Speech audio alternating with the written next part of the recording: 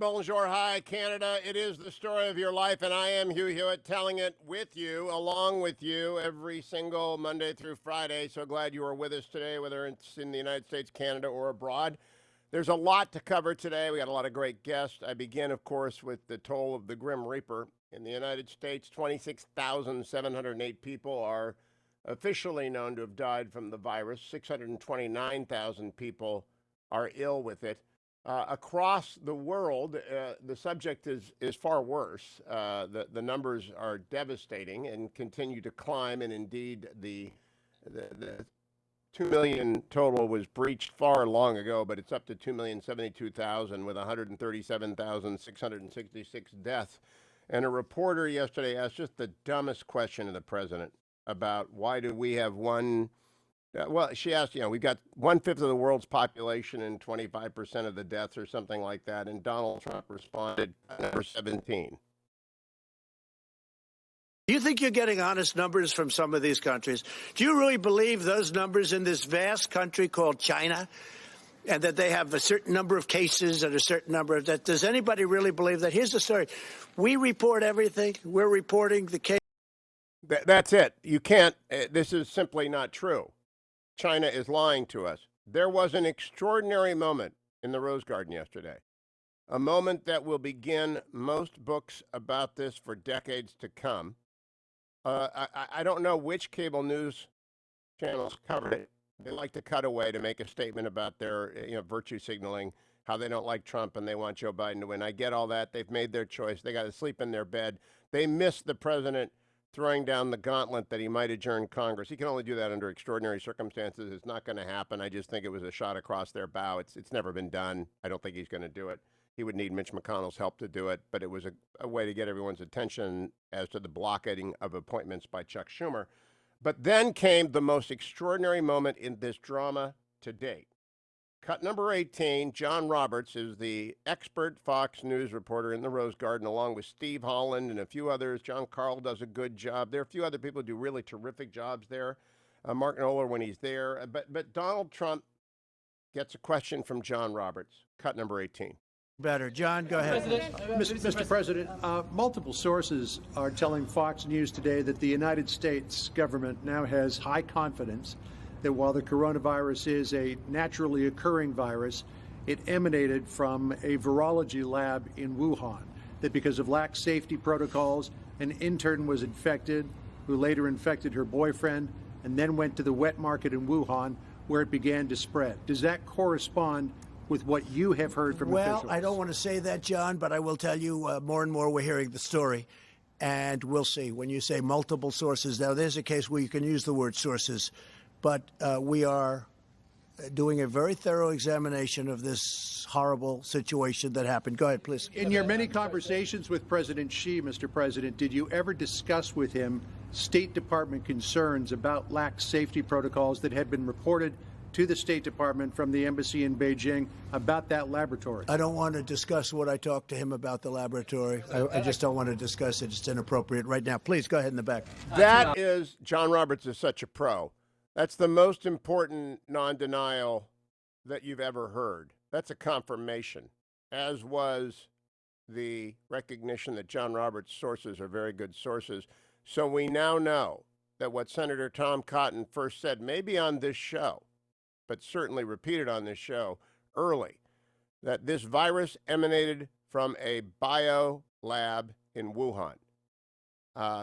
Because an intern, probably working with bats, infected herself, then snogged with her boyfriend, gave it to him, and they together went down to the wet food market and spread it all around. And China lied, and people died by, well, the hundreds of thousands. And this should turn the world on its axis. Nothing matters. I mean, most of the world looks at the United States and is amused by our politics because, nobody gets shot here. We don't have any coups. We just have arguments. And we've got a big one. The Democrats are holding the entire economy hostage today. We're running out of money in the PPP today. And the Democrats, Speaker Pelosi and Chuck Schumer, are holding your jobs hostage today. And we have a report from the Financial Times, Asia's growth to grind a halt for the first time in 60 years, according to the International Monetary Fund. I'm always blunt with the audience. I got into cash yesterday. I took a look at this and I said, I love my Amazon, but I'm getting out of that. I am now 5-6 in cash because I just do not, by that means in the market, I'm just in money market instruments because I just have no idea when we're going to come up with a therapy that is effective. Then everything will spring back to normal and I'll be back in the market. I believe in the American market, but I do not have the luxury, I'm 64, of watching the world go to 20% of its value. And so, when I tell you about Birch Gold, I really mean it. You text the name Hugh, H-U-G-H, to 474747, and Birch Gold will help you diversify. And I'm not saying go 100% into gold. I'm not a gold bug person. But, boy, if you're all in stocks right now, 100% in stocks, you're asking for it. Because this IMF report is just eye-opening.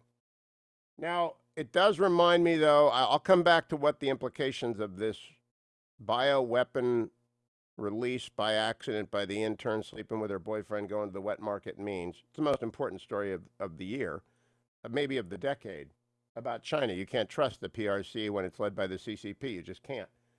But first, I want to play for you something from history because I use it in my column in the Washington Post today. Cut number 22, please. Never in the field of human conflict was so much owed by so many to so few. As I write in the Washington Post, it's over at the landing page right now at WashingtonPost.com. That was Prime Minister Winston Churchill to the British House of Commons in August of 1940. As the Battle of Britain raged in the skies and the Royal Air Force defended the UK from Hitler's Luftwaffe.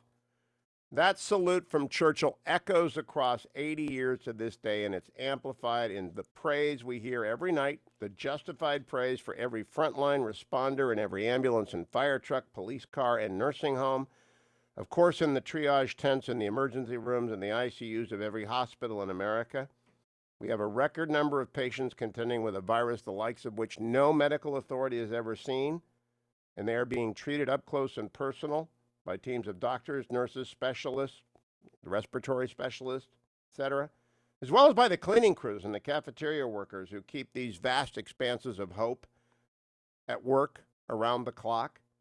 These healthcare professionals, these first responders, these hospital staffs around the world, but especially in the United States, are showered with admiration, and rightly so. But how about some concrete thanks to go along with the desperately needed prayers? This is my column over on the landing page at WashingtonPost.com. I want you to send it to your congressman.